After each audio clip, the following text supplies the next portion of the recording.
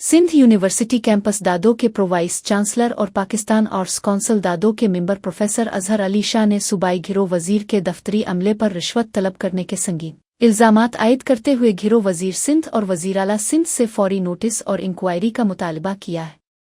दादो press club में press conference करते हुए pro vice chancellor professor Azhar Ali Shah ने बताया कि वो पाकिस्तान आर्ट्स कौंसिल दादो की रजिस्ट्रेशन के लिए सूबाई गिरोह वजीर के दफ्तर गए थे, जहां FATA सेक्शन में वजीर दाखिला के सेक्रेटरी 20 ग्रेड के अफसर ने उनसे मुलाकात करने से ग्रेज किया।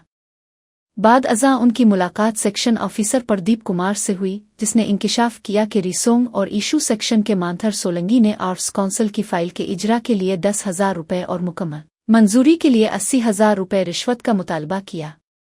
प्रोफेसर अजहर अली शाह के मुताबिक ये सरासर नाइंसाफ़ी है कि एक दफ्तरी काम के मामूली प्रोसेस के लिए भी करप्शन की रकम तलब की जा रही है। उन्होंने वज़ीर आला सिंध और सूबाई गिरोह वजीर से मुतालबा किया कि इस वाक़ये की शफ़ाफ़ तहक़ीक़ात करके मुलव्वस अफराद के खिलाफ सख्त कार्रवाई की।